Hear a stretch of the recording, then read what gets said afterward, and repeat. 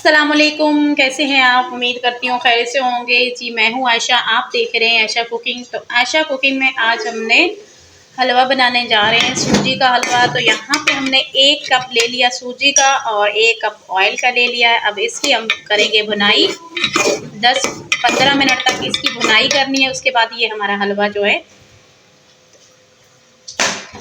जी मेरी प्यारी दोस्तों, यहाँ पे हमने इसकी 10-15 मिनट भुनाई करनी है हल्की आंच पे। और सूजी का हलवा हमने तैयार करना, बहुत मज़े का आज हलवा बनने वाला है।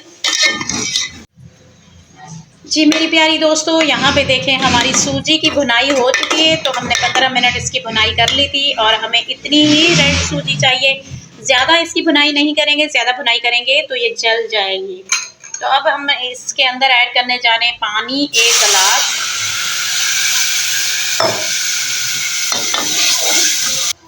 जी मेरी प्यारी दोस्तों, यहाँ पे हमने कुछ बादाम इसके अंदर ऐड कर देने और हमने इसके अंदर ऐड करना है चीनी, जो हमने हाफ प्याली रखी हुई थी चीनी की, वो ऐड की।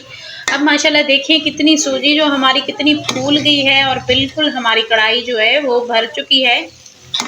और देखिए जिसमें पानी डालने से सूजी बिल्कुल फूल जाती है और बहुत ही मज़े की बन जाती है। अब आप देखिए हमारी सूजी ये तैयार हो चुकी है। माशाल्लाह माशाल्लाह बहुत ज़बरदस्त किस्म की है।